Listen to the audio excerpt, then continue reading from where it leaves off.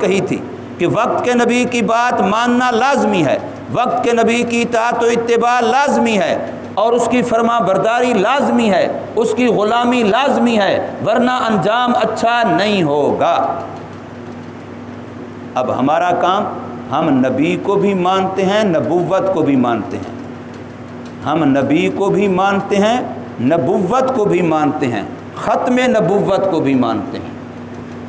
کل ہم پرسوں ہم ایک جنازے پر گئے، ہمارے پیر بھائی تھے، یہاں چنوٹ کے قریب ہم بوانا ایک جگہ ہے، علاقہ ہے نیکوکارا، تو وہاں وہ رہتے تھے، حضرت کے خلیفہ تھے۔ تو جنازہ پڑھنے کے بعد ایک بندہ آیا، کوئی نوجوان تھا، اس نے مختلف قسم کی باتیں حضرت سے پوچھی۔ تو پھر حضرت نے اس کی داڑھی پہ یوں ہاتھ رکھا، چھوٹی چھوٹی داڑھی تھی اس کی، فرمایا تو نبی کو مانتا ہے؟ اس نے کہا ہاں مانتا ہوں۔ تو فرمایا پھر نبی کی شکل ایسی تھی؟ تو پھر بیچارہ لاجواب ہو گیا۔ تو نبوت کو ماننا یہ تو عقیدہ ہے، لیکن نبی کو ماننا یہ عمل ہے۔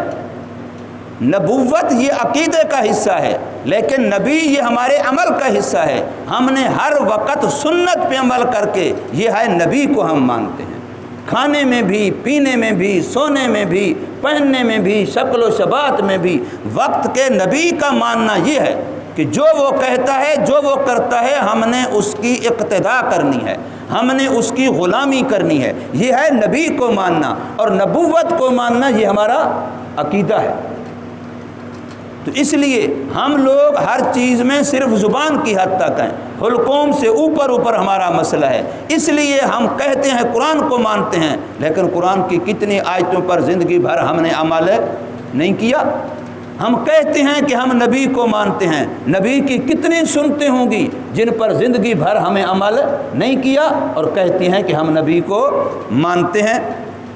تو اس لیے اللہ تبارک و تعالیٰ فرما رہے ہیں کہ ہر نبی نے یہ خبر دی ہے کہ وقت کے نبی کو ماننا یہ نجات ہے، اور وقت کے نبی کی نافرمانی کرنا یہ جرم ہے، اور مجرمین کا انجام اچھا نہیں ہے۔ تو پھر آدم علیہ السلام سے لے کے نوح علیہ السلام سے لے کے ابراہیم علیہ السلام سے لے کے جس نبی کی زندگی کو دیکھو، موسیٰ علیہ السلام، عیسیٰ علیہ السلام، جو بھی ان کے منکر تھے، جو بھی ان کے مخالفت کرنے والے تھے، جو بھی ان کی باتوں کو نہ ماننے والے، اطاعت نہ کرنے والے تھے، ان کا انجام کیا ہوا ہے؟ بادشاہ تھے تب، امیر تھے تب، سردار تھے تب، سارے کے ساروں کا انجام دنیا میں عبرتناک ہوا ہے۔ ہم مسلمانوں کا ایمان و عقیدہ ہے کہ فرعون کے ساتھ کیا ہوئی، نمرود کے ساتھ کیا ہوئی، حمان اور شداد کا کیا ہوا، اور مشرکین مکہ، ابو جہل اور اس کی ساری وہ لوگ جو نہ ماننے والے تھے، ان کا کیا انجام ہوا ہے۔ تو اس لیے فرمایا فانظروا، پھر دیکھو، کیف کان عاقبۃ المجرمین، کہ ان مجرمین کا انجام کیسے ہوا۔ اچھا،